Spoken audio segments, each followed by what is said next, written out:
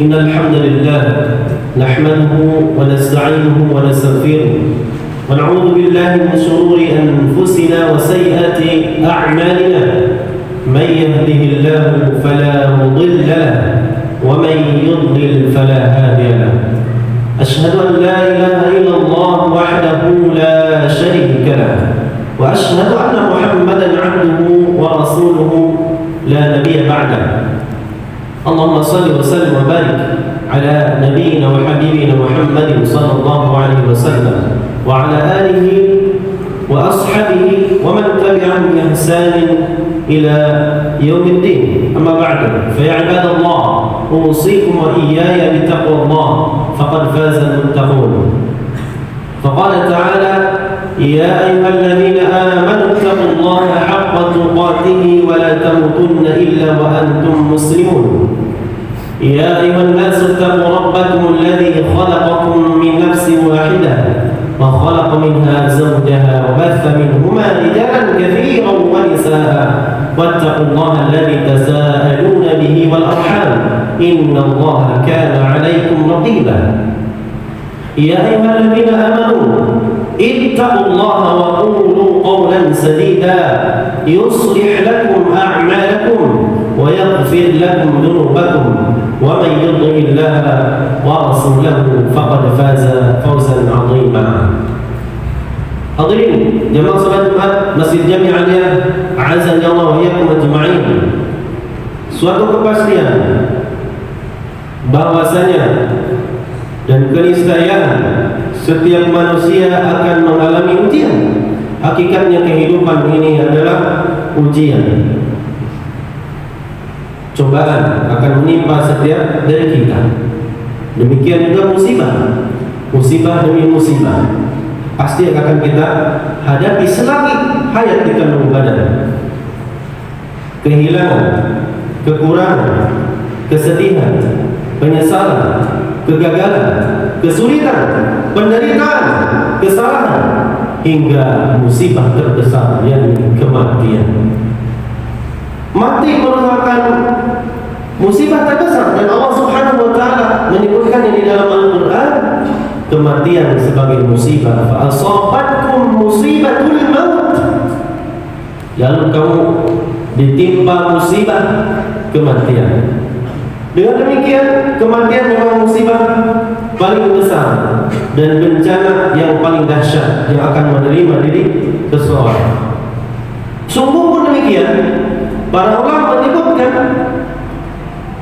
bahwasanya ada musibah yang lebih besar dari kematian itu, yakni lalai terhadap kematian itu, tidak peduli, jarang memikirkannya, serta tidak beramal mempersiapkan datangnya sakaratul maut yang pasti datang. Allah Ta'ala menegaskan, ya, wa ja'at sakaratul maut bil haqq, akan datang sakaratul maut dengan sebenarnya, akan menimpa setiap orang dari kita.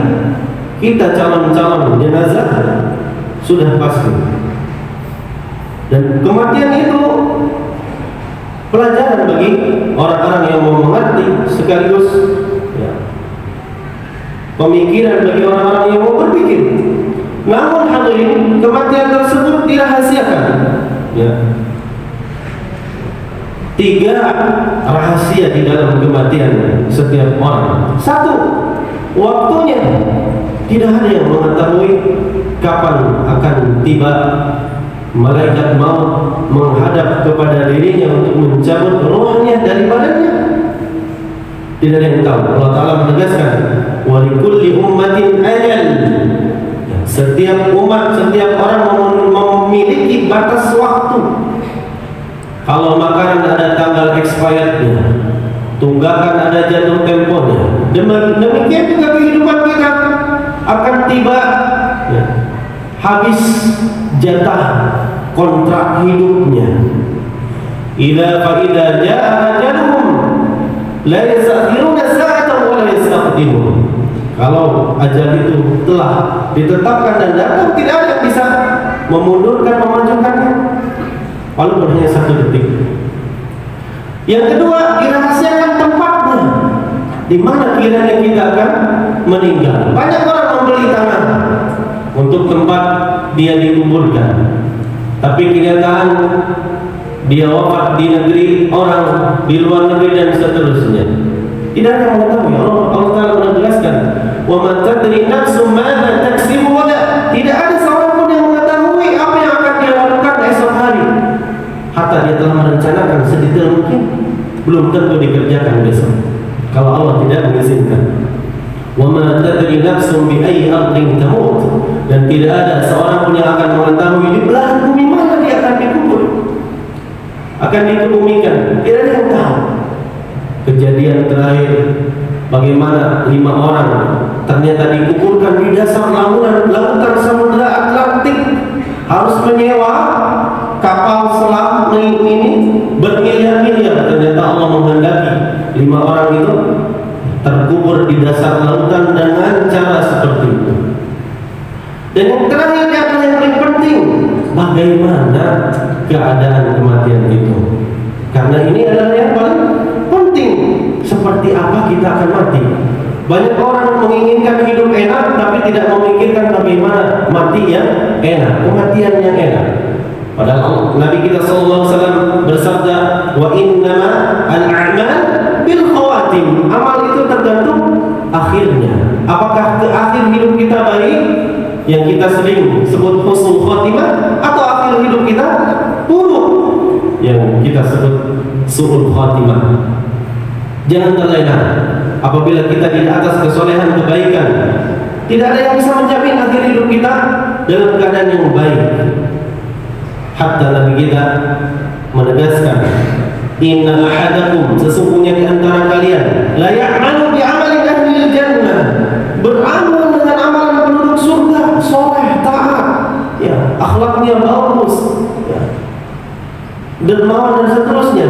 Hatta ma yakunu bainahu wa bainaha illa dhira, sampai-sampai jarak antara dirinya dengan surga tinggal sehasta saja. Fayasbiqu alaihi kitab, takbir menetapkan lain. Fayamalu bi amali ahli nar, di akhir hidupnya beramal dengan amalan penduduk neraka, bermaksiat. Fayadkhulu, maka dia dijebloskan ke dalam neraka akhirnya. Tidak ada yang selamat dari akhir hidup seperti apa. Banyak kisahnya. Ada risalah singkatnya yang berjudul Alamatul Husnul Khatimah wa Su'uha. Sangat bagus menyebutkan bagaimana penggila catur di akhir hayatnya ketika ditalkin la ilaha illallah, malah dia sebut apa? Skakmat gitu. Demikian juga penjual yang tiap harinya menjual kain di akhir hidupnya, bukannya mengucapkan la ilaha illallah, malah seperti ya, menawarkan dagangannya. Ini kain bagus, harga murah. Di akhir hidupnya ucapan yang keluar dari akhir dari bibirnya sebelum ajalnya adalah bukan kalimat tauhid. Hadirin jemaah salat Jumat rahimakumullah.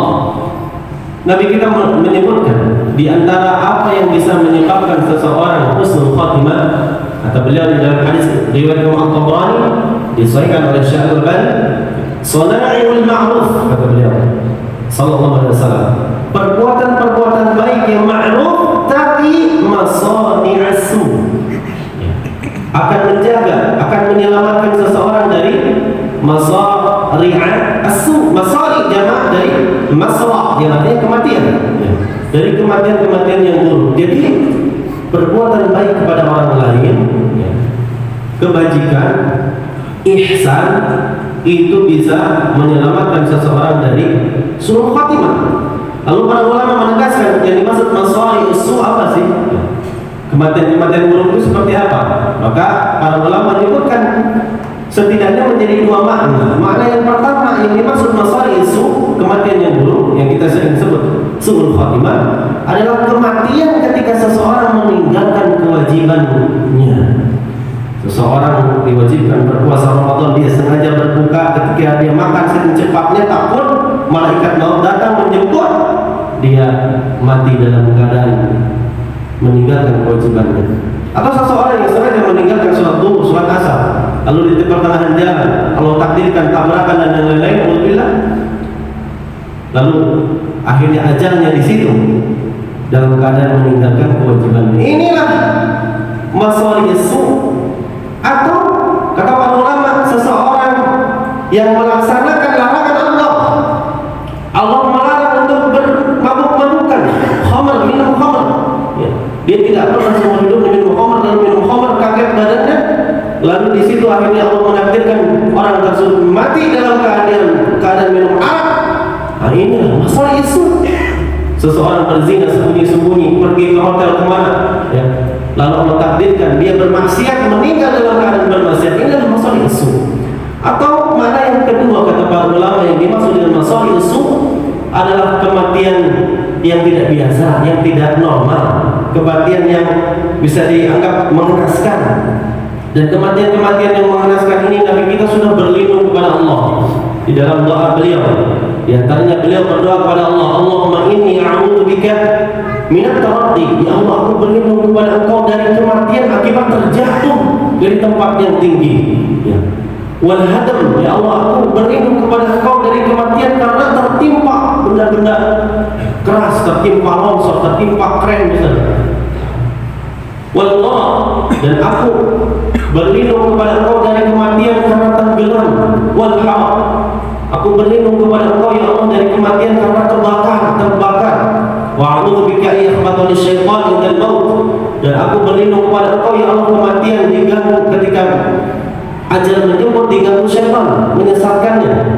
Wa a'udzubika an amuta fi sabilika mudbira, kata Nabi, dan aku berlindung kepada Engkau ya Allah ketika di medan perang laga berjihad kabur, ditakdirkan mati di medan laga dalam keadaan kabur dari medan pertempuran. Yang terakhir beliau berdoa, wa a'udzubika an amuta nadhira, aku berlindung kepada Engkau ya Allah dari kematian karena disengat hewan beracun. Secara umum ini kematian-kematian mengenaskan, tapi di antaranya memang ada yang dinilai kematian yang syahid seperti terbakar, kemudian tertimpa dan tenggelam.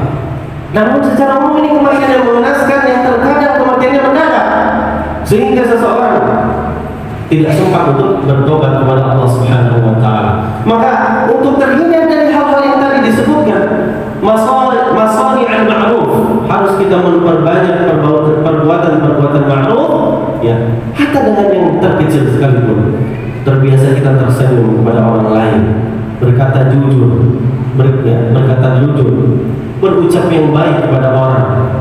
Ya, wa qulu lin-nasi husna, kata Allah, membantu orang yang membutuhkan, mendamaikan orang yang bersengketa, berinfak, wakaf, ya, donasi dan bantuan kemanusiaan, berbakti kepada orang tua, silaturahim dengan sanak keluarga, menjamu tamu, ya, dan perbuatan-perbuatan baik yang umum lainnya yang akibat dari perbuatan baik itu dirasakan oleh orang lain. Minimal keluarga sendiri, orang tua, sanak keluarga, tetangga, dan seterusnya. Maka hadirin, mafhum mukhalafah dari hadis tersebut, pemahaman kebalikannya, di antara seseorang yang akan tertimpa akhir hidup yang buruk, ini su'ul khotimah, disebabkan karena kezalimannya kepada orang lain. Ini salah satu yang bisa menyebabkan orang meninggal dalam keadaan yang buruk, menyakiti hati orang lain dengan ucapannya, mencela, menghina. Zaman sekarang nyinyir, memukul orang, melukai badan, mengambil harta, mencuri, merampas hak, gosok, menyakiti perasaan orang. Harta sekarang menyakiti perasaan orang mudah, lebih mudah di zaman dulu, tanpa batas, karena sosial media dan yang lain-lainnya.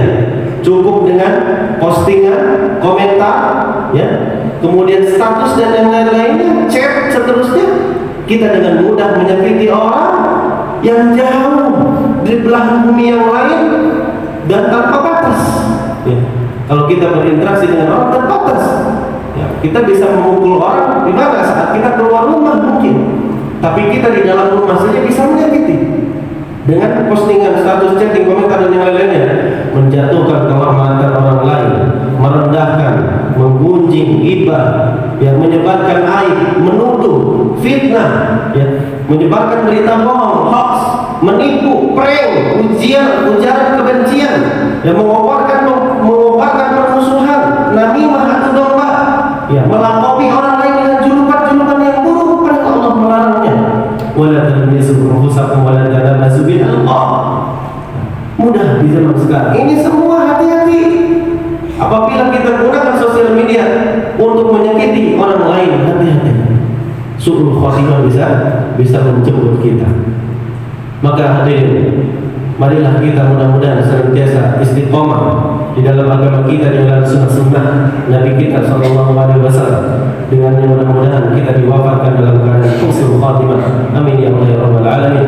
Barakallahu li wa lakum fil Qur'an wa sunnah wa nafa'ani wa iyyakum bima fihima min al-ayati wal hikmah. Aqulu qawli hadha wa astaghfirullaha li wa lakum wa li sa'iril muslimin fastaghfiruhu innahu huwal ghafurur rahim.